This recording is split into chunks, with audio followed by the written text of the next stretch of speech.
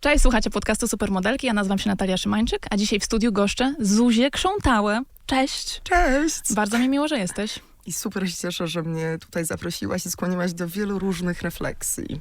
Mam nadzieję, że będzie soczyście. Zacznijmy w takim razie soczyście. Ty swoją karierę zbudowałaś na oszustwie i kłamstwie. Zgłosiłaś się do pierwszego konkursu, który wygrałaś poniżej 14 roku życia, a warunkiem tego konkursu było, żeby mieć ukończone. Lat 14. Zobacz, jakie brudy wyciągam na samym początku. Znalazłaś ten tekst z Gazety Wyborczej z 2002 roku. Jeżeli mówi się, no tak, to się cofamy 22 lata wstecz. Zuza, i ty jesteś taką osobą, i ja jestem taką osobą, że robimy ze swojego gościa zawsze doktorat. Dobrze. Wiesz, wiem o tobie słuchaj, wszystko, a może nawet więcej. Zażenowana, że po prostu wciągnęłaś to także moją rodzinę, bo tam chyba było wspomniane o moim tacie, który wiedział o tym. Wiedział. Założyłam wysokie kozaki. Wiesz co, ale to chyba właśnie Wszyscy w pokazuje tym siedzicie po uszy. Tak. Nie zrobiłam tego za plecami mojej rodziny, ale to chyba pokazuje, że po prostu nie myślałam o tym na poważnie, że to była taka zabawa. To był po prostu taki, wiesz, nie wiem, dress up. Po prostu się przebrałam i zaskoczyło. Tak. Zaskoczeniem. A opowiedz mi o tych początkach, jak to było? Czy to był twój pomysł właśnie, czy ty się faktycznie tym tylko bawiłaś, czy jednak marzyłaś gdzieś, wiesz, w zaciszu swojego pokoju dziecięcego o tym, że kiedyś wyjedziesz, będziesz podróżowała. Zdjęcia, których nikt nie widział, które moja mama mi robiła w takich pierwszych stylizacjach.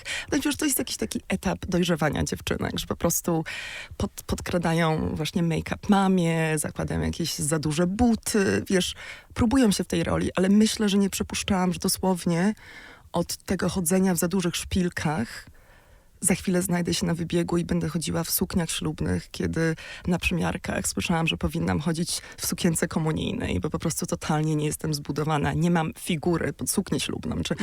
Można powiedzieć, że do dzisiaj mi biust nie urósł, ale wiesz, wtedy naprawdę ja byłam na bardzo wczesnym etapie dojrzewania. Ja byłam dzieckiem. Tak, 14 lat. Wtedy 13, dokładnie. no właśnie 13, 13. kiedy zaczęłaś. Dlatego, tak, bo to było to oszustwo, że ja się zgłosiłam na początku września, a jestem z 5 lipca. I ja naprawdę miałam 13 i 2 miesiące.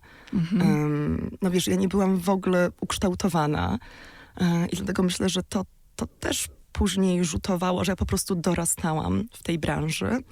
No a jednak nie jest to najbezpieczniejsza branża. Jest to profesja, która wymaga od ciebie profesjonalizmu, która rzuca ciebie na dalekie wody i która stawia ciebie w sytuacjach, które są ponad miarę, myślę, dla nawet dorosłych kobiet, a co dopiero dla dzieci. Kiedy pierwszy raz wyjechałaś za granicę? To było właśnie tuż po wygraniu tego konkursu, 14-latka? Wiesz co, wyjechałam.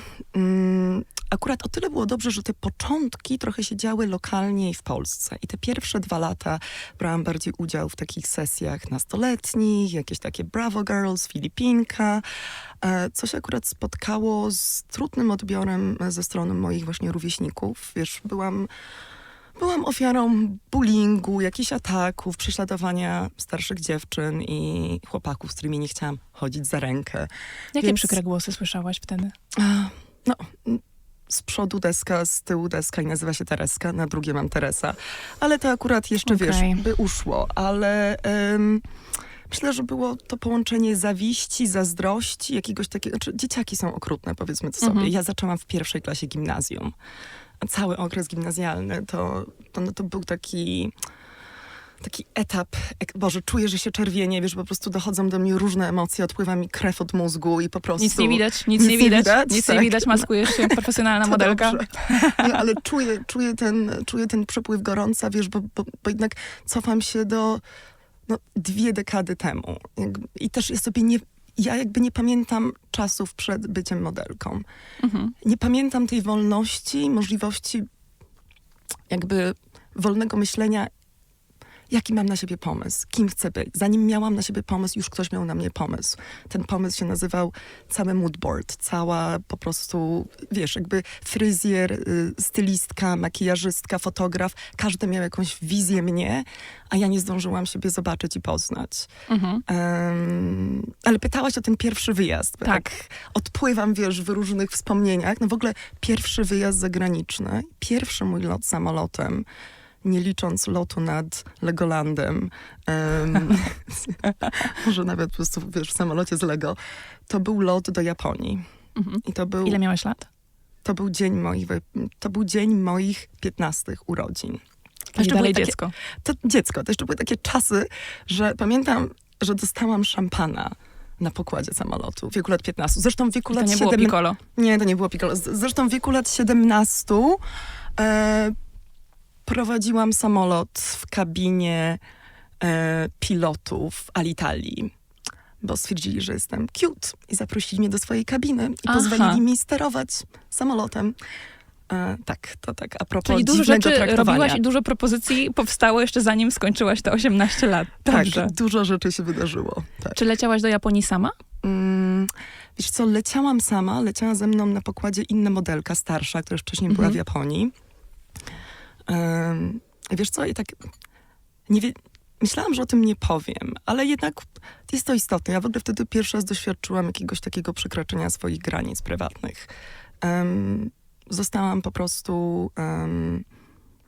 zostałam w ogóle wtedy zmolestowana przez właśnie pasażera.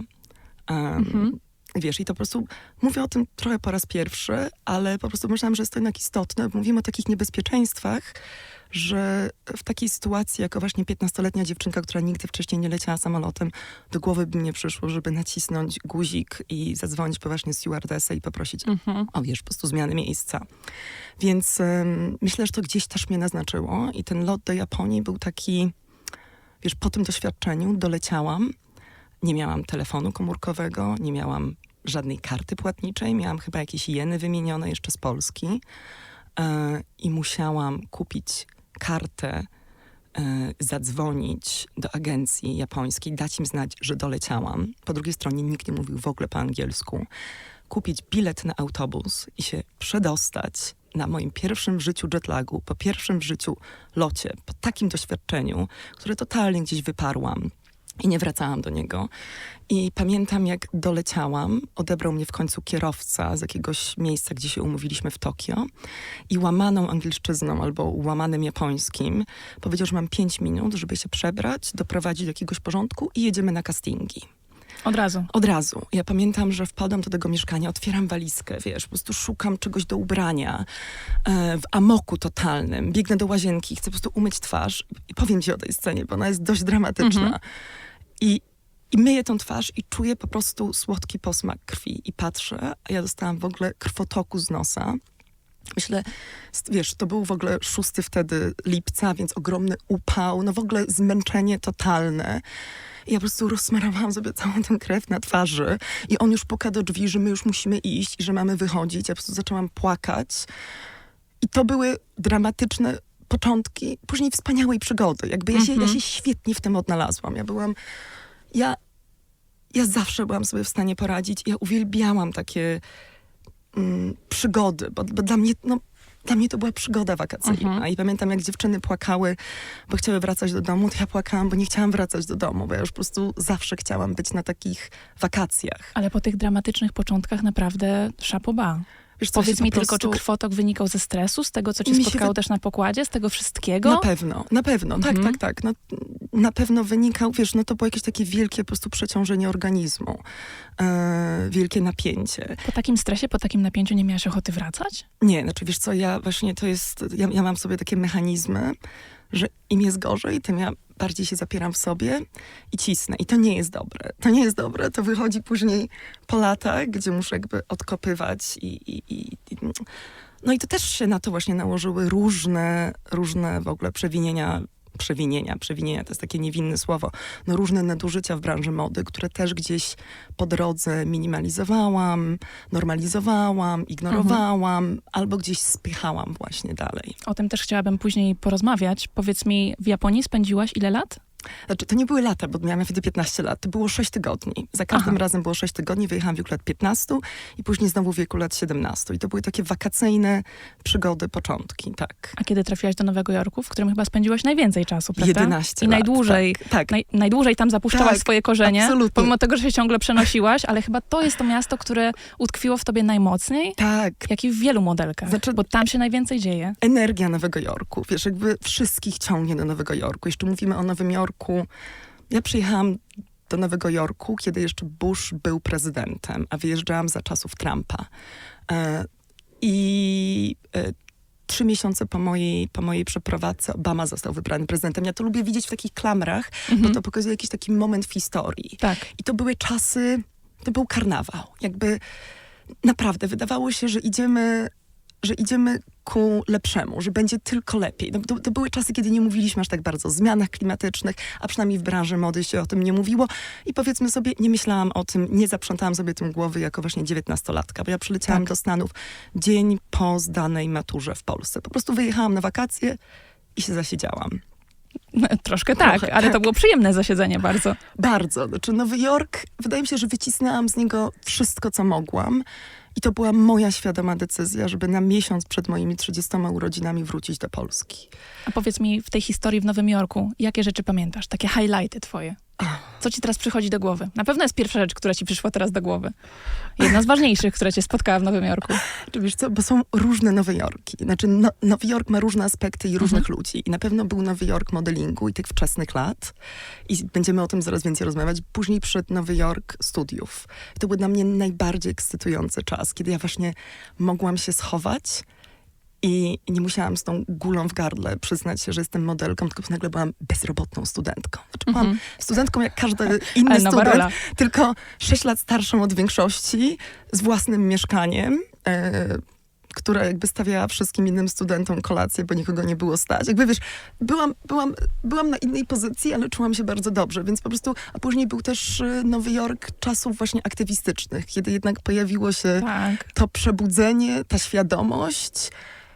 To był najciekawszy chyba czas, bo tutaj się nałożyły te wszystkie światy. Światy, których nigdy nie łączyłam, światy, których się wstydziłam. I nagle się okazało, że gdzieś jest moc, kiedy... I myślę teraz o nas modelkach, że tak jakby trochę przeskoczyłam do przodu, że myślę o tych wszystkich wielkich protestach. Wiesz, kiedy idziesz po prostu w milionowym tłumie i wykrzykujesz hasła i później okazuje, że twoja twarz jest na jakimś wielkim telebimie razem i po prostu skandujesz i krzyczysz i czujesz, że przyczyniasz się do jakiejś zmiany. Później Trump został wybrany prezydentem i poczuliśmy, że w ogóle to nie ma sensu, więc cały ten entuzjazm opadł. I myślę, że też wybranie Trumpa było o tyle traumatyczne, że to się nałożyło na moment Me Too w Hollywood, który później miał także swoją głośną odsłonę w modzie.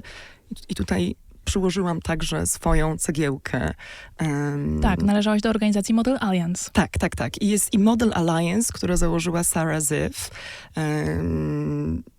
która bardziej skupiła się na takich sprawach legislacyjnych. Na przykład dosłownie w zeszłym tygodniu został w końcu uchwalony Fashion Workers Act, czyli ochrona prawna modelek. Myśmy nigdy się nie mogły zrzeszać, nie było w ogóle związków zawodowych. Myśmy nie miały żadnej legalnej protekcji. Cokolwiek ci się wydarzyło na pracy, nawet mając lat 13-14, nikt nie był za to odpowiedzialny. Agencja w każdym momencie mogła ciebie zrzucić. Agencja mogła ciebie finansowo wykorzystać, więc... Sara w ogóle zorganizowała całą tą organizację, stworzyła tą organizację na podstawie swoich własnych doświadczeń, bardzo trudnych, bo ona jako 14-latka trafiła na sesję zdjęciową, podczas której kazano jej się rozebrać. Była dzieckiem. Rok później już trafiła na sesję zdjęciową, podczas której były wszechobecne narkotyki i ona powiedziała tym sytuacjom stop. I właśnie na podstawie tych ciężkich doświadczeń stworzyła tą organizację. Wiesz, ja jeszcze pamiętam czasy, kiedy Sara była takim, oh my god, Sara, she's so difficult, że jest taka trudna. Czyli mówię tutaj tak o była takim uznawana w kontekście, branży. o Boże, że jest taką nudziarą, że jest jakby, o Boże, no dobra, wszystkim nam się to przytrafiło, więc jakby taka jest ta branża, może zmienić tę branżę. No i właśnie myśmy chciały zmienić tę branżę. I to było kluczem tego, że jakby ja zrzucę też tą pracę, ja przestanę tak pracować, ale będę żyła ze świadomością, że kolejne osoby będą przez coś takiego przechodzić. Tak, więc no... A ciebie spotkały takie sytuacje jak Sara? Wiesz co, no... Sytuacje, w których nie czułaś się komfortowo w pracy modelki? Tak, absolutnie. I tutaj chciałam także wrócić do innej postaci, właśnie Cameron Russell, bo była Sarah Ziff i jest Cameron Russell, współpracujące z sobą niekoniecznie. Jakby jedna się skupiała na tej takiej oddolnej aktywizacji modelek, a druga na kwestiach takich bardzo legislacyjnych, jak właśnie Sarah. Ale Cameron stworzyła taką kampanię społeczną, hashtag My job should not include this abuse, czyli moja praca nie powinna wiązać się z takimi nadużyciami. I zaczęły do niej po prostu spływać teksty dziewczyn, które pisały anonimowo o tym, co im się przytrafiło. Wiesz, ja wczoraj w notatkach, jak wpisałam modeling, to znalazłam tę notkę, którą mi wtedy wysłałam Cameron jesienią 2017 roku.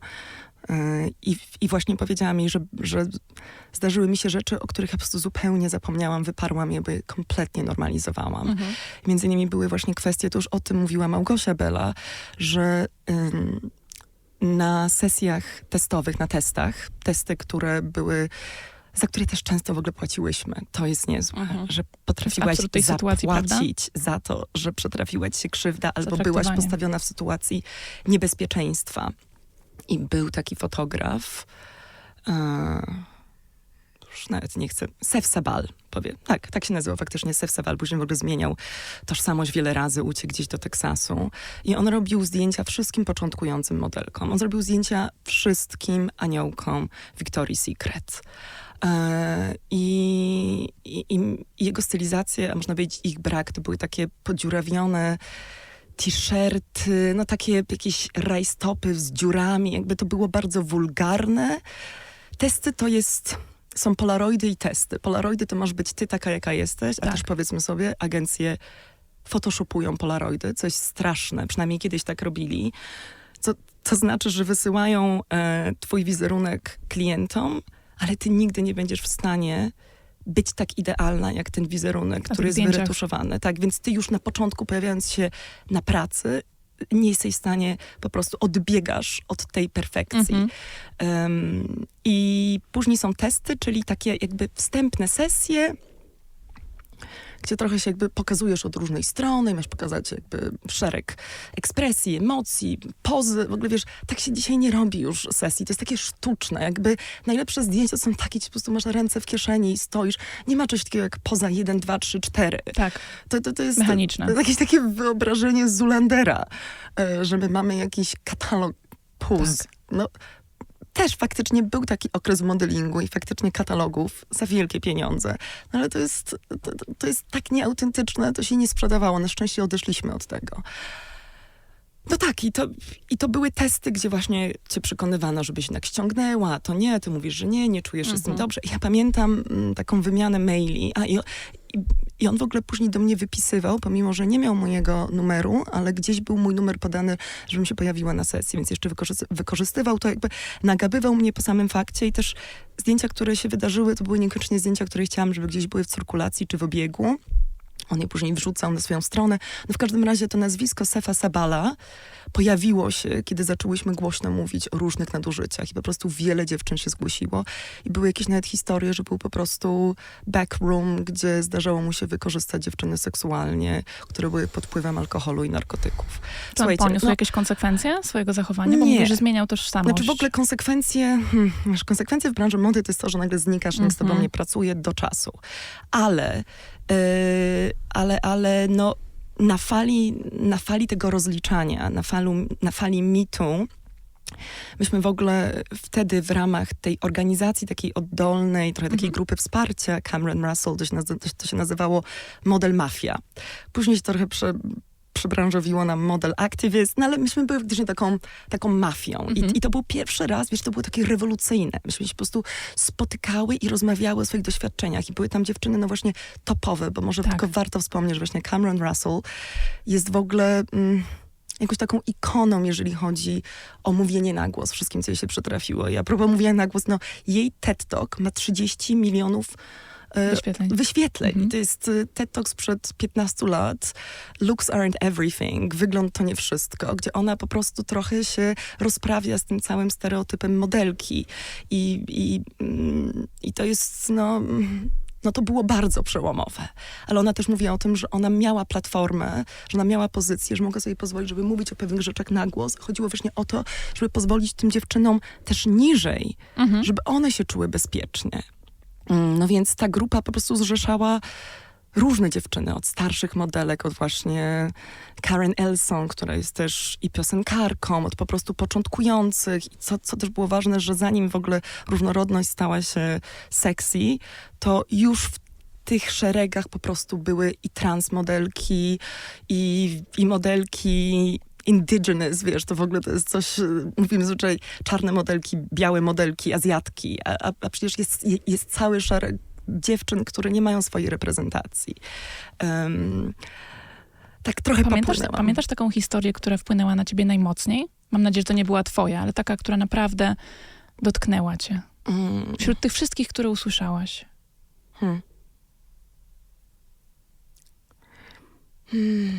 Boże, wiesz co, teraz Wszystkie były tak nie mocne. pamiętam. Wszystkie były mocne. Pamiętam, że ja w ogóle wtedy, to były też takie moje początki wychodzenia z siebie. Właśnie wtedy prowadziłam warsztat, jak w ogóle sobie radzić w takich sytuacjach, jak reagować i wszystkim próbowałyśmy wymyśleć taką kalkę, jakby czego możemy się złapać, kiedy czujemy, że brakuje nam słów, tchu i w ogóle, że nas odcina. Jakby jakie komunikaty możemy wysłać agencji, jak się po prostu...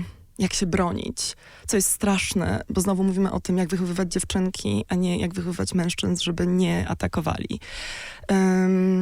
Wiesz, czy myślę teraz o jednej konkretnej historii? Na przykład ważne jest to, żebyśmy też nie mówiły tylko o modelkach, jak o dziewczynach.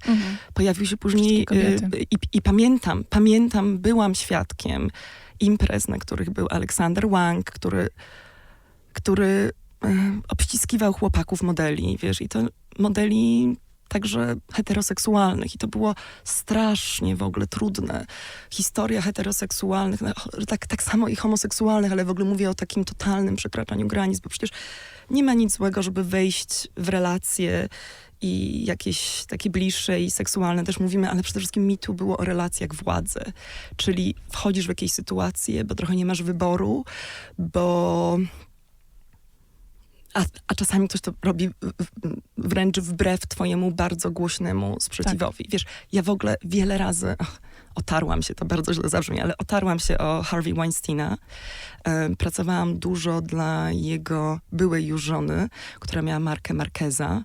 Później się dowiedzieliśmy, jakie tam były mechanizmy, że on wręcz zmuszał aktorki, które były w jego, żeby chodziły w tych sukienkach, że to wszystko było takie, nagle myślę, że ta kobieta też sobie zadawała pytanie, czy jej sukces był jej faktycznym sukcesem, czy to wszystko były po prostu układy i układziki. To były bardzo eleganckie sukienki, takie wręcz na czerwony dywan, prawda? Tak, absolutnie. Więc to często były takie prezentacje, że myśmy po prostu, to nie jest tak, że jesteś na wybiegu, przechodzisz, na nikogo nie patrzysz, znikasz, tylko stoisz. Jesteś dosłownie manekinem. Stoisz, wszyscy cię obserwują i wiesz, i chodzi wokół ciebie Jennifer Lopez i się zachwyca i coś mówi do ciebie i ty coś mówisz do niej. Jakby to było takie bardzo dziwne. Zresztą to jest...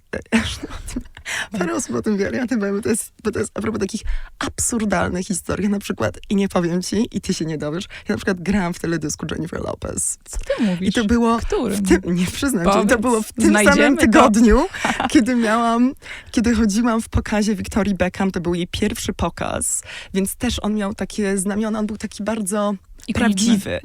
I ja w ogóle w czasach szkolnych, wiesz, pewnie też przechodziłaś przez Spice Girls. Ja byłam Victorią Beckham i jej to powiedziałam. I gdyby ktoś powiedział tej 10-letniej dziewczynce, że kiedyś powiesz Victorii Beckham, że byłaś Victorią Beckham, a ona powie, oh my god, that's so cute, let's take a selfie for David. I to się wydarzyło.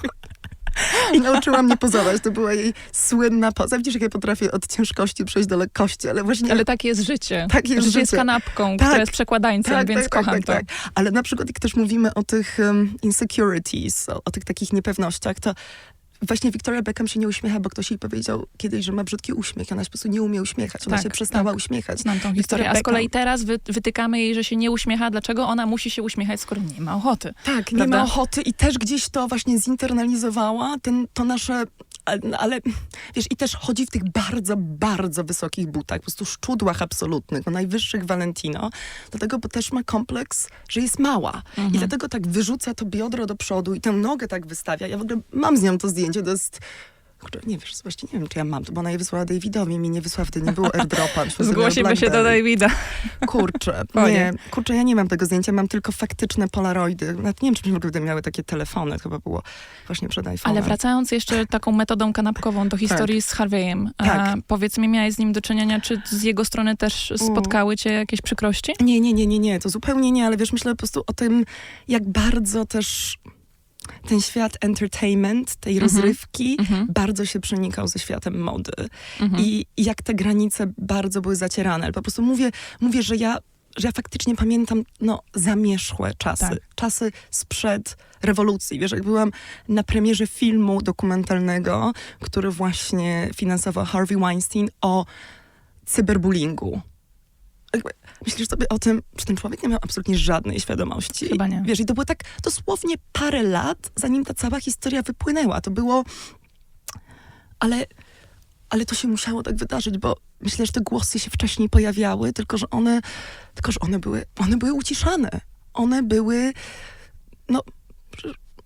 były ogromne pieniądze płacone. Te osoby były intimidated, Zastraszane. zaszczute Tak, i też oczywiście. zastraszane. A powiedz mi w takim razie, jak ty znalazłaś w sobie odwagę, żeby rozpocząć ten proces? Bo podejrzewam, że w twoich czasach, kiedy ty zaczynałaś swoją aktywistyczną działalność w Nowym Jorku i to właśnie w tej branży modelingowej, gdzie walczyłyście też o swoje prawa, w ogóle o prawa ludzi zatrudnionych w modzie, Tak. byłyście prekursorkami. Tak. Więc jak ty znalazłaś w sobie właśnie odwagę, żeby się nie bać, że stracisz kontrakty, że stracisz kontakty, że stracisz pracę?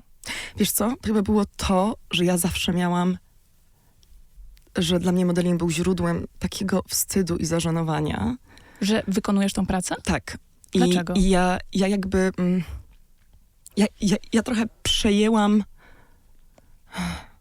Ja bardzo mocno zinternalizowałam wyobrażenia innych o modelkach i mi samej było bardzo głupio. I właśnie ten moment, kiedy nagle ten modeling okazał się mieć też jakąś taką misję społeczną. Okej. Kiedy okazało się, że nie tylko, że zamiast jakby supermodelką możesz być role modelką. Że nie tylko sprzedajesz ludziom ciuchy, których nie potrzebują, ale możesz też sprzedać jakieś wartości i idee. I wydaje mi się, że to był moment, kiedy mi tak zakliknęło, że kurczę, czego ja mam się wstydzić?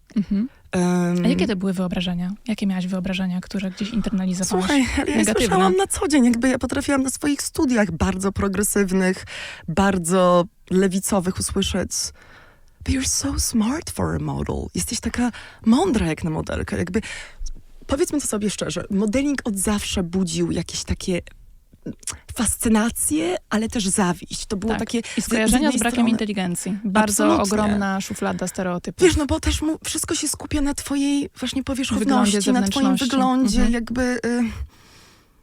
Słuchaj, nie znajdziesz bardziej niepewnych siebie osób niż modelek. I ja to mówię nie tylko ze swojego przykładu, ale z którą dziewczyną nie porozmawiałam. Im większa świadomość siebie, oczywiście, że możesz w ogóle nie być tego świadoma i tych różnych procesów, i możesz mieć fan, robić zdjęcia i z tym też nie ma nic złego.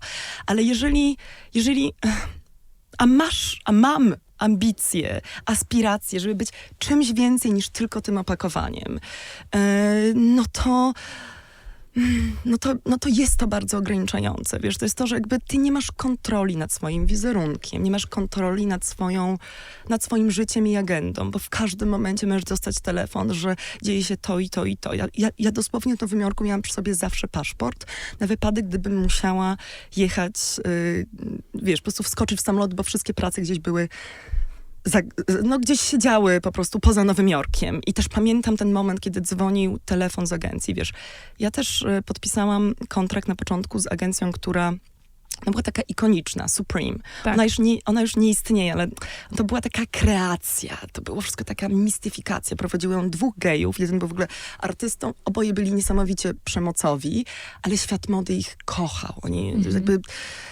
I oni mieli te dziwne modelki i te bardziej komercyjne modelki. I te bardziej komercyjne jak ja trzepały wszystkie katalogi, wiesz, jeździły raz w tygodniu do San Francisco pracować dla Gapa, żeby to się gdzieś finansowo wszystko spinało. Ale to byli też ludzie... Ja nie miałam z nimi relacji taką, jaką mam teraz na przykład z moją właśnie warszawską agencją, z Darkiem, który zresztą już jest moim agentem od wielu lat. Darek Kumosa, Model Plus. To byli ludzie, ja zawsze czułam, że ja dla nich pracuję, a nie, że oni pracują dla mnie. Ja nie czułam, że to jest relacja partnerska. Tam nie było rozmowy, jak siebie widzisz, co byś chciała robić, czego nie chcesz robić. Nie wiem, z jakimi markami się nie identyfikujesz, no bo jednak sprzedajesz swój wizerunek. Tak. Nie, to było po prostu... Czyli bardzo przedmiotowe traktowanie. Bardzo przedmiotowe traktowanie i też takie, że jakby się dopytywałaś, słuchaj, a są jakieś opcje, coś się dzieje. I powiem ci, to się sprawdza we wszystkich przypadkach. Zabukuj lot gdziekolwiek i czekaj tylko, aż zadzwoni telefon, że wskoczyła właśnie super praca i ty absolutnie musisz rozmawiać wszystkich swoich personalnych planów. Bo Tak, i ja nigdy... to wywoływało wilka z lasu. Tak, ja nigdy tyle nie pracowałam, jak zaczęłam studia.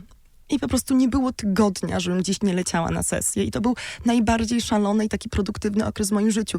Może dlatego, że już po prostu miałam inne zainteresowania, trochę mniej mi zależało, ale też powiedzmy to sobie szczerze, ludzie, którzy z tobą pracują i siedzą z tobą te 8 godzin na planie i cię bukują znowu, oni też chcą mieć jakąś z tego przyjemność. To, że zdjęcie będzie fajne no matter what i takie wyretuszują.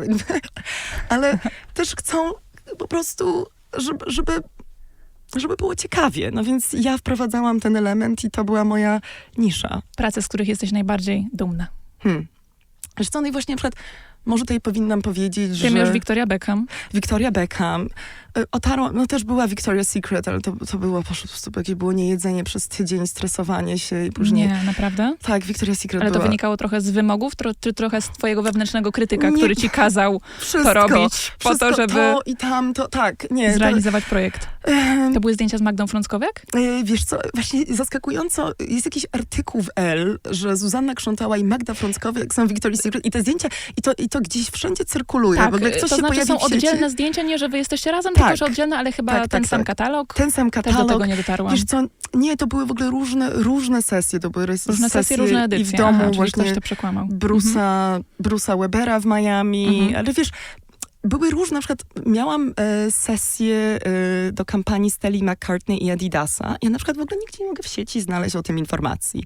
Ja wciąż mam z tego polaroidy, mam zdjęcia, nawet chyba gdzieś mam te, wiecie, ja nie jestem aż tak zorganizowana jak Małgosia Bela. U mnie to jest po prostu wszystko w jakichś pudłach i pudełkach. Nie jest aż tak bardzo zorganizowana, nie pamiętała, ile okładek Vogue'a zrobiła. No tak, bo cały czas jej dochodzą, wiesz, to można zapomnieć. Ale wiesz co, znaczy właśnie to tak pokazuje, że można zapytać, co jest miarą sukcesu, z czego jesteś dumna. I na przykład, kiedy miałam, można powiedzieć, taki bardzo, duży angaż, i też była fajna, bo taka trochę o mnie, to było zdjęcie do September issue Vogue'a amerykańskiego. Vogue'a. Czyli dodam tylko mały disclaimer, najbardziej prestiżowy, najważniejszy, wszyscy pracują nad tym cały rok. Święty Graal. Niefortunnie Kendall Jenner na okładce i dla mnie to jest takie trochę, czemu musiałam mieć Kardashiankę akurat na mojej okładce Vogue'a amerykańskiego. Który to był rok, pamiętasz? Boże święty. Ale to musiały być chyba jakieś początki jej działalności, czy... Nie wiem, wiesz co, to były czasy, to była sesja... Zdjęcia robił Patrick de Marchelier, który już teraz nie żyje. To była sesja z moim ówczesnym wtedy chłopakiem, który jest perkusistą takiego znanego zespołu, więc to było, wiesz, to było takie... Była dziewczyna z psem, była Devona Oki z dziećmi i byliśmy my z Fabem. I wiesz, jakby można powiedzieć, że to jest ważne, ale pamiętam, a właśnie tu mówimy o tej kontroli. Nałożyli na mnie jakiś kapelusz wiedźmy Marka Jacobsa. Zrobili mi strasznie ciemną kreskę na oczach. Ja mam drobne rysy, mam drobne oczy. Wiesz, to jest jakby my znamy wszystkie swoje mankamenty. Jakby my wiemy. Ja ci powiem, co jest z nami nie tak. Absolutnie. Dobrze. Z nami. Nic nie widzę, ale spokojnie.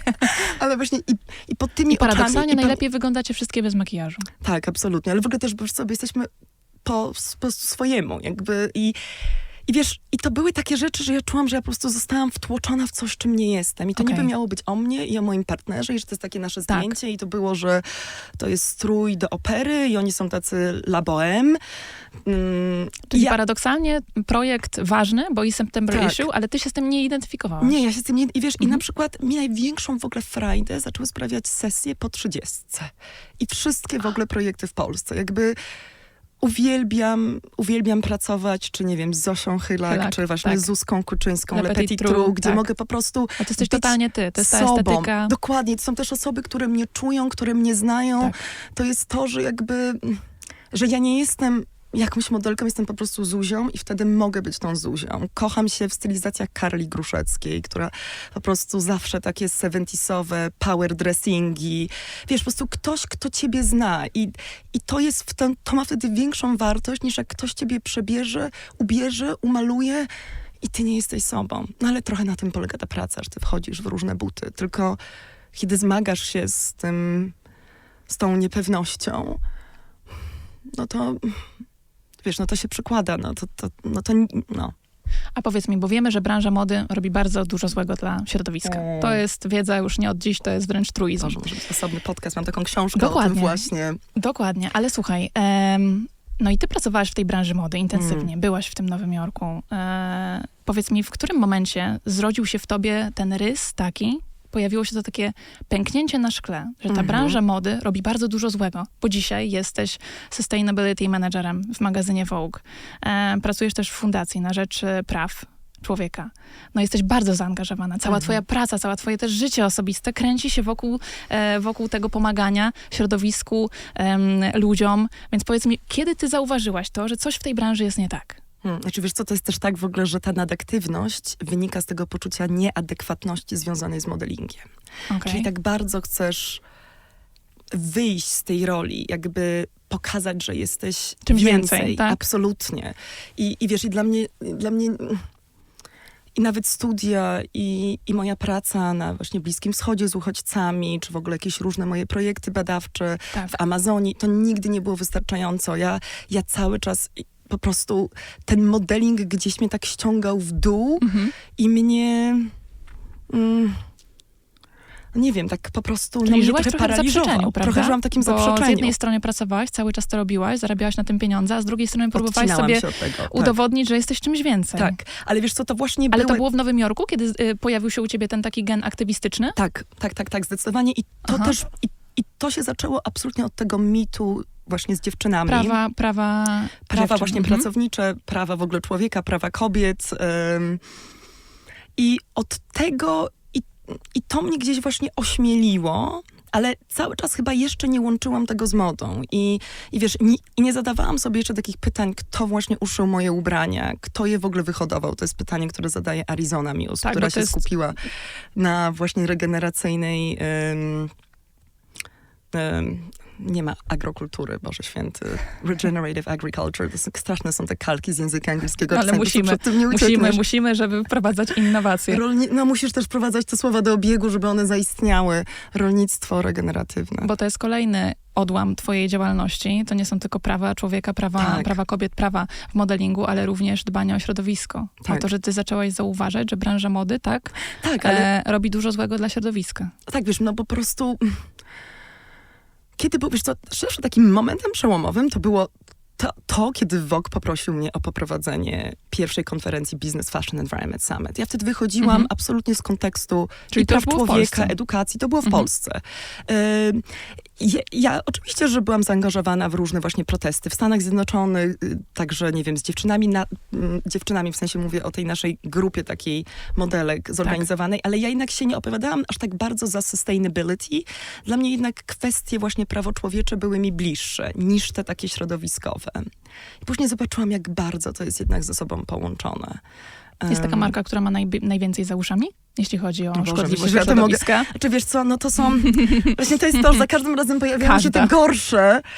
Wiesz, no nawet wczoraj okazało się, że Dior szyje swoje torebki w fabrykach włoskich, ale w warunkach urągających prawom człowieka. Możesz powiedzieć, Pisało o tym właśnie Diet Prada.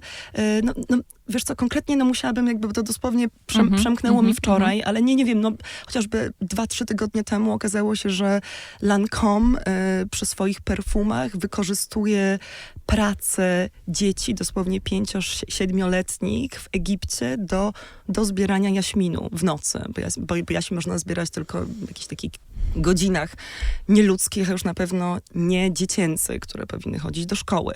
Wiesz, więc to nie jest tylko to, że my będziemy mówić, o, tam plastikowe rzeczy z Chin, temu Tak, i poliester. Shein i w ogóle poliester. Nie, jakby luksus, dosłownie rozmawiałam o tym dzisiaj w ogóle z Dejną Thomas, która będzie znowu gościła na naszej konferencji Business Fashion Environment Summit 8 października. Zapraszam. Tak. I Dejna, która jest dla mnie w ogóle ogromnym autorytetem. Jest i dziennikarką, która pisze dla New York Timesa, Washington Post, jest sustainability editor Vogue'a brytyjskiego, czyli trochę taka moja funkcja, tylko w Vogue'u brytyjskim. Jest autorką właśnie książki Modopolis, dlaczego to, co nosimy, ma znaczenie, wydanej po polsku, więc to jest, uważam, świetny wstęp dla wszystkich, którzy są zainteresowani, co mają na sobie, a to jest istotne, zadawać sobie takie pytania. Ale wiesz, ja jeszcze chciałam trochę zakręcić i już tak trochę odeszliśmy od tego modelingu, ale ja zadałam Dejnie dzisiaj jedno pytanie, wiedząc, że nagrywamy podcast i spytałam Dejnę o jej czasy modelkowe. Tak. Dejna ma 55 lat, napisała biografię Aleksandra McQueena i Johna Galliano i powiedziała mi, że ta książka, którą gdzieś pisze w głowie o tym jakby o swojej relacji ze sobą, z modelingiem, z ciałem, o konsekwencjach, ona nie jest w stanie napisać tej książki. Wiesz, i ona zaczynała, kiedy miała lat 14. Ona zaczynała, jeżeli Dejna ma 55 lat, no dobra, nie zrobię teraz szybkiej matematyki, ale to chyba były lata 80., powiedzmy to sobie. Ale popatrz, jakie to musiało być doświadczenie, jeżeli Tak. ona do dzisiaj to filtruje w głowie. Ale wiesz, właśnie, bo to też chodzi, ty zapytałaś o te takie traumatyczne. To nie muszą być do końca, na to się nakłada trochę po prostu wszystko. One też mogą być, one też mogą po prostu wpływać na to, jak ty siebie postrzegasz. I to może ciebie blokować przed robieniem innych rzeczy. Dejna mi powiedziała, że ona marzyła o karierze dziennikarskiej, ale politycznej. Ona chciała pisać, co się dzieje w Białym Domu, a nie na wybiegach. Śmiałyśmy się koniec końców, że to i tak kwestie polityczne i że wszędzie jest dirty politics. Wszędzie jest polityka. Absolutnie. Ale ona tam wylądowała, bo po prostu w wieku lat 19 ktoś usłyszał, że jest dziewczyna, która jest modelką i zna język francuski i wzięli ją jako asystentkę na staż. I tak zaczęła Tak pisać. się zaczęło. Tak, ale właśnie Trochę to chodzi, życie samo ją poprowadziło. ale to chodzi trochę o to, że ty nie masz do końca kontroli i ty też sobie nie stawiasz celów i nie masz tej sprawczości. Jest takie słowo po angielsku agency. I ja trochę nie jestem w stanie go przetłumaczyć na język polski, bo to nie jest do końca sprawczość. To jest jakieś takie też osadzenie się w sobie, rozpoznanie swojej wartości, która jest niezależna od tego, jak postrzegają cię inni. Bo też dosłownie każdy casting, każda opcja to jest po prostu weryfikacja ciebie. To nie jest tak, że ty masz pracę i później budujesz swoje kompetencje i gdzieś dochodzisz, masz senior position i w ogóle. Nie, jeżeli tobie się kończy w pewnym momencie data przydatności. Na szczęście trochę już od tego odchodzimy, no ale wiesz, jeżeli nie zainwestujesz w siebie, jeżeli nie wymyślisz siebie poza modelingiem, to zostajesz z niczym. Tak. I to jest to jest doświadczenie bardzo, bardzo wielu dziewczyn. Byłaś nie tylko bardzo aktywna, jeśli chodzi o prawa Co mnie modelek, teraz wyciągniesz? ale nawet czułaś cały czas więź ze swoim ojczystym krajem, z Polską i pikietowałaś przed konsulatem, kiedy PiS doszedł do władzy. Słuchaj, to są też zdjęcia, z których jestem bardzo dumna, czyli moje zdjęcie właśnie z transparentem o prawach reprodukcyjnych, które wylądowało później na jedynce wyborczej o tym, jak Polacy protestują przed ONZ-em. To myśmy protestowali i przed ONZ-em, i przed konsulatem. Tak, ja w ogóle byłam taką młodzieżówką kodu. Ja się znalazłam w bardzo ciekawym towarzystwie w Stanach przez moją wspaniałą profesor Elżbietę Matynię z mojej uczelni nowojorskiej, która mnie trochę wprowadziła na salony, przedstawiła Michnikowi, poznałam później tak Sławka Sierakowskiego, Mariusza Szczygła, Olgę Tokarczuk. Wiesz, to są te wszystkie osobowości, które przyjeżdżały do nas do Polski. Może jak się cieszę, że o tym rozmawiamy, że nie tylko o Jennifer Lopez i Victorii Beckham. Widzisz. Tak, właśnie widzisz, to pokazuje tę mnogość, te po prostu kontradykcje, nie ma takiego chyba słowa, ale tą różnorodność I dlatego ja się tak wzymam, Boże, widzisz, zapomniałam języka polskiego. Zrzymam z łatką modelki, Tak. która jakby odbiera trochę przestrzeń na te wszystkie rzeczy. Nie w swoim przypadku. Ty jesteś akurat przykładem tego, że absolutnie tak nie jest. Tak. Ale ty byłaś jedną z niewielu osób, które pikietowały wtedy w Nowym Jorku w sprawach polskich. Wiesz co, jeżeli mówimy o Polakach, to nie, Tak. czy właśnie o Polonii, ale Tak, Polonia. tu też Czy tam chciałabym była powiedzieć- dosyć mocna grupa? Czy była to była mocna garstka grupa, ludzi? ale tutaj akurat dumnie powiem, że udało mi się też w to wciągnąć koleżanki modelki. Przekonywałam, jakby dziewczyny przychodziły. Przecież jest nas trochę. Więc też byłam trochę takim głosem ośmielającym, wciągającym. Też przekonałam dziewczyny, żeby poszły na studia.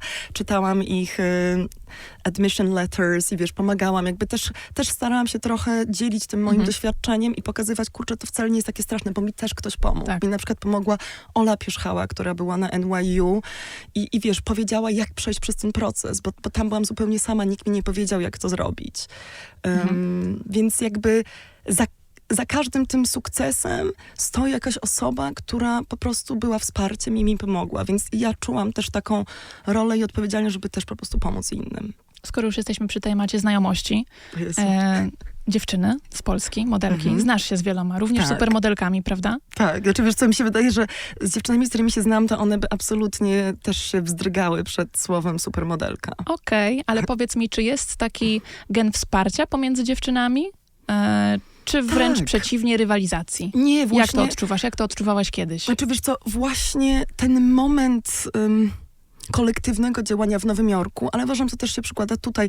To był moment, myśmy się zobaczyły, policzyły, przestałyśmy być dla siebie konkurencją. Przestałyśmy na siebie tak łypać wzrokiem, okiem, tak, oj. I pomyślałyśmy, że więcej możemy zdziałać razem. Więc przyjaźnię się z Olą Rudnicką, którą uwielbiam za jej absolutny dystans, ale Ola jeszcze bardziej się tak dystansuje, wiesz, no.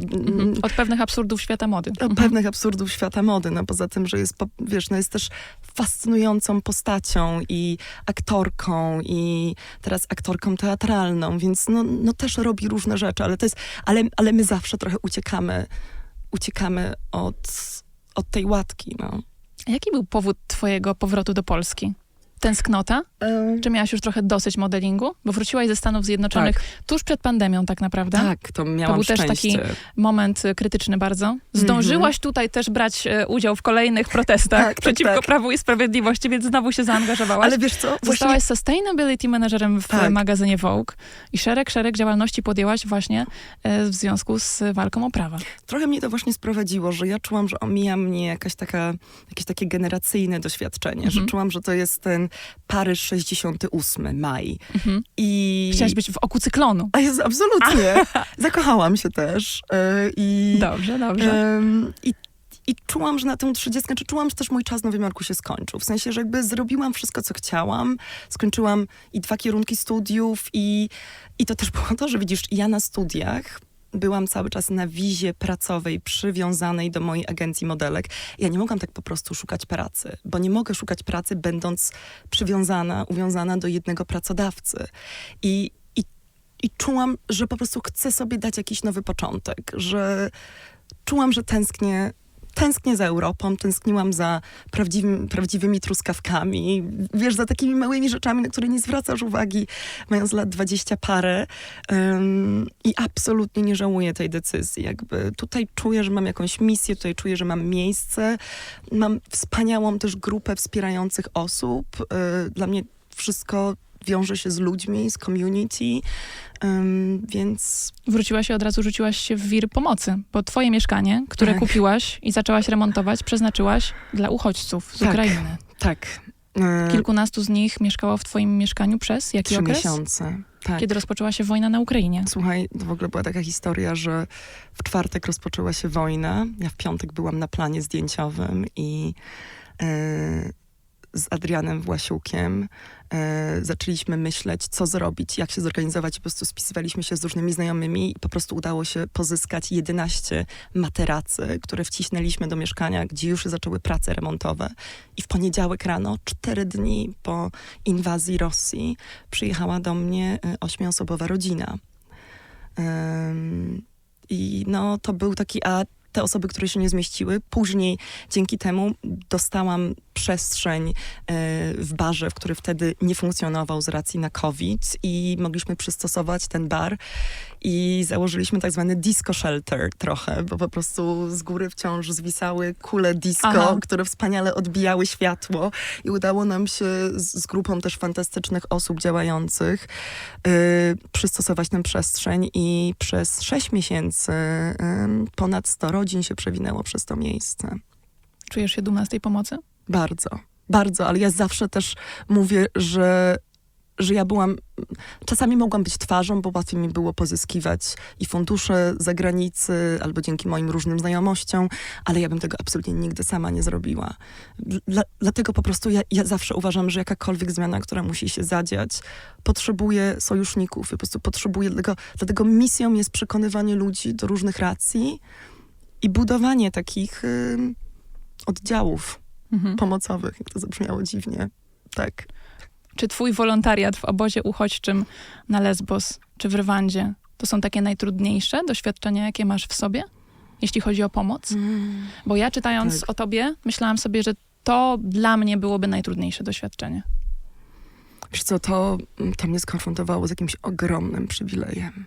Takim, Że twoje życie jest o uprzywilejowane. Jezus Maria, ale nawet pamiętam, ja byłam w tym najgorszym obozie, który spłonął, Moria na Lesbos. Po prostu to było więzienie. I pamiętam, że jako blondynka w czarnych okularach otwierały się przede mną drzwi, które były po prostu zamknięte dla ludzi przyczepionych do drutów kolczastych, błagających, żeby ktoś ich wpuścił do takiej przestrzeni na przykład. Taka była przestrzeń trochę oddzielona dla osób vulnerable, czyli osób bardziej dotkniętych, czyli osób, nie wiem, na przykład po jakichś większych doświadczeniach traumatycznych, z niepełnosprawnościami. I to była przestrzeń, gdzie oni byli trochę też wolni od przemocy w innych częściach tego obozu. Mnie nikt nie prosił o papiery. Ja z racji na to, że byłam białą kobietą, Tylko dlatego. po prostu przede mną drzwi były otwarte wszędzie. A przecież to się mogło zupełnie inaczej potoczyć. Więc Ile wytrzymałaś w tym miejscu? wiesz co, ja tam byłam, to był w ogóle projekt uczelniany, to nie był tylko taki właśnie wolontariat, tylko to była też, ja wtedy pracowałam dla agencji prawnej i zajmowałam się podaniami o azyl osób, które były trochę w beznadziejnej sytuacji albo były zamknięte w więzieniach i czekała ich właśnie deportacja do Kongo i innych miejsc. Myśmy próbowali zatrzymać też te deportacje i odwiedzaliśmy tych klientów właśnie w obozie albo w więzieniu. Ja tam wytrzymałam 6 tygodni, po czym stamtąd od razu poleciałam do Jordanii, pracując z syryjskimi uchodźczyniami. Ale tam miałam zupełnie inne doświadczenie. Siedziałam w klimatyzowanym pokoju i po prostu pisałam raporty po angielsku i pomimo tego, że toczyła się wojna 2 godziny samochodem od granicy w Syrii, to ja czułam się w jeszcze większym przywileju wśród samych białych, zagranicznych osób, które nie znając języka arabskiego pracowały dla zagranicznych organizacji charytatywnych, więc dużo mam, nie tylko branża mody jest toksyczna i ma swoje problemy. Cały świat chyba niestety. Tak, tak. Wracając jeszcze może do mody, bo jesteśmy w tym, a nie innym magazynie. Powiedz mi, skąd ty masz w sobie odwagę o tym, żeby tak otwarcie mówić o tym świecie? Bo wiem, że wiele dziewczyn ma zamknięte jednak cały czas usta na te wszystkie historie, na to, jak były traktowane. Znasz przecież przypadek Gemmy Ward. Ostatnio nawet magazyn Vogue pisał o jej historii, jak była potraktowana. Zachłyśnięto się nią. Świat mody zachłysnął się nią, kiedy była nastolatką. Później wyrosła, zmieniło się jej ciało i była okrzyknięta jako gruba osoba, kiedy Tak. poszła już w dorosłym wieku w pokazie Chanel. I poszła po prostu w odstawkę. Znaczy, Tak. Lubimy mówić o różnorodności i plus size zdarza się wracać jakby. Tak. Znaczy, wydaje mi się, że jakby trochę plus size jest traktowane jako taka moda, że czasem będzie pokaz plus size, Moda a na czasem różnorodność. nie. Moda na różnorodność, ale jednak koniec końców wracamy do tego wieszaka. My mówimy o wieszaku, dosłownie. Ubranie na dziewczynie, która nie ma ani biustu, ani bioder, ono po prostu płynie. To jest jakby trochę taki właśnie, to wygląda jak taki zanimowany wieszak. Słuchaj, jako sustainability manager w magazynie Vogue trochę znowu plujesz w gniazdo własnej branży, dlatego że doszukujesz się Tak i nie, słuchaj. wszystkich grzeszków świata mody. Tak. Albo inaczej, edukujesz, jak zrobić tak, żeby świat mody był coraz mądrzejszy. Słuchaj, jest wielki potencjał w tych wszystkich resale, rent, repair, jakby mówię o tych biznesach cyrkularnych, czyli nie kupuj nowych, a kup rzeczy, które już są z drugiego, trzeciego obiegu. A skoro już siedzisz w tym temacie, powiedz mi takie najgorsze rzeczy, jakie dowiedziałaś się o wpływie mody na środowisko. Coś, co zupełnie otworzyło ci oczy. Ja oczywiście słynne, ile litrów wody trzeba Nie, to jest, wykorzystać na wyprodukowanie t-shirt to jeansów. są dwa, to znaczy, Albo jeansy czy t-shirtu. t-shirt to są 2 lata wody pitnej dla jednego człowieka. Że To, jest się chyba, po to są prostu, chyba najpopularniejsze produkty. tak, a to się po prostu w głowie nie mieści. A jeszcze z jeansami jest tak, że powiedzmy sobie, no nigdy żadne jeansy nie leżą ci dobrze. No nikt nie ma jednej pary jeansów. Masz 10 par jeansów i w żadnych nie czujesz się dobrze. No może Tak. ja właśnie założyłam ci takie z wysokim Ja też stanem. mam jeansy, niestety. Vintage japońskie z Nowego Jorku. W ogóle wszystko mam dzisiaj na sobie vintage. Cudownie. Jesteś Zawsze. najlepszą reklamą, te, z które głosisz. Absolutnie tak, wiesz, i te rzeczy nie wychodzą z szafy. Przynajmniej nie z mojej szafy nic nie wychodzi, po prostu ja się nie potrafię z tym rozstawać. Tak, ale powiedz właśnie takie rzeczy, które naprawdę otworzyły ci oczy, które cię zszokowały. Boże święty, wiesz co, to ja jeszcze tak nie myślałam, co mnie tak zszokowało. Powiedziałaś w jednym z podcastów tak. na przykład, że zwroty Zwroty, to tak. jest były... mit totalny, że my myślimy, że robimy dobrze, że kupiliśmy online, Tak. że to do nas przyleciało, że my zwracamy. No okazuje się, że to ląduje na wysypisku śmieci. Znaczy, wiesz co, w ogóle z tymi zwrotami mnie chyba bardziej przeraził ten afterlife, czyli to, co się dzieje z rzeczami. Właśnie, gdzie one dosłownie lądują, że... Mówisz o rzeczach kupionych, czy rzeczach, które są używane? O rzeczach, w ogóle o wszystkich rzeczach, czyli od tych, które się nie sprzedały i zostały w sklepie, czyli ten inventory. Czyli zupełnie nowych. Zupełnie nowych. O rzeczach, które my oddajemy z dobrą wiarą Tak. do miejsc niesprawdzonych, bo jeżeli to nie są ubrania do oddania, które w ogóle mają swoje butiki cyrkularne, na przykład tam, gdzie mieszkam na Pradze, przy dworcu wileńskim, jest miejsce, gdzie po prostu można przynieść wór rzeczy. No, to powinny być rzeczy w dobrym stanie, no bo nie chcesz oddawać tych dziurawych, brudnych, czy nie wiadomo jakich. Tak.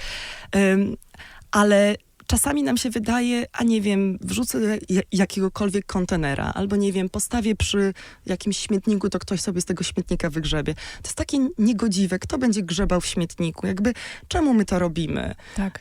A poza tym tych rzeczy jest tak dużo, że świat tego nie potrzebuje. Znaczy, tych rzeczy jest tak Okazuje dramatycznie się. dużo. Ja już jakby wiele razy przytaczałam to, że na przykład Ghana w Afryce, populacja 30 milionów, tydzień w tydzień przyjmuje wolumen ubrań 15 milionów sztuk odzieży, która spływa właśnie między innymi z Polski. A czemu Ghana akurat? Wiesz co, bo są takie huby w Afryce, tak też było w Kenii, tak też było w Ugandzie. Na przykład Kenia i Uganda w ogóle próbują legalnie zablokować odzież używaną, bo to też zabiło lokalny w ogóle przemysł odzieżowy.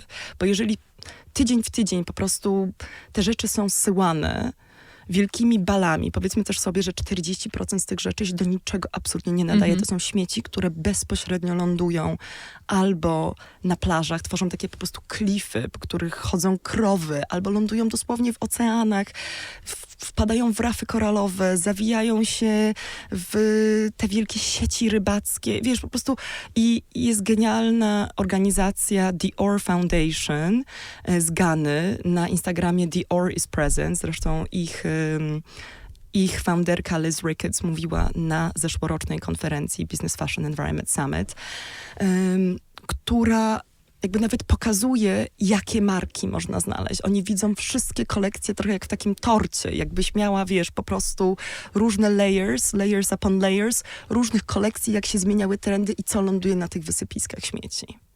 Czyli to są tak naprawdę wielkie wysypiska śmieci, wysypiska odzieży. Tak, wielkie wysypiska odzieży, które, wiesz, to jest też odzież często kiepskiej jakości już wyjściowo, czyli z tej odzieży różne się jakieś właśnie chemikalia wydobywają, które przenikają do wód gruntowych, do rzek, do oceanów, które się później rozpadają, ale na mikrocząsteczki plastiku. Wiesz, my mówimy moda jednorazowa, a ja też trochę myślę, to jest też moda na zawsze. My nie mamy świadomości. Myśmy jakby zaczęli myśleć, że moda na zawsze to jest moda jakościowo, długotrwała, dobra. Nie, ale ta moda plastikowa zostanie z nami na zawsze. Zuza, czego mogę ci życzyć? Wiesz co? Osobie, która tak dba o środowisko. Nie, ale właśnie myślę sobie, życz mi tego, żebym tak bardzo tego nie brała do siebie, żebym pozwoliła sobie trochę odpuścić, żebym trochę spuściła powietrze i aż tak się nie czerwieniła na wszystkie problemy świata, żebym też trochę mogła po prostu, no, żebym tak nie musiała wszystkiego kontrolować. Tego ci życzę. Ale dalej działań dla nas. Dobrze, dziękuję Wszystkiego ci. dobrego. Dzięki.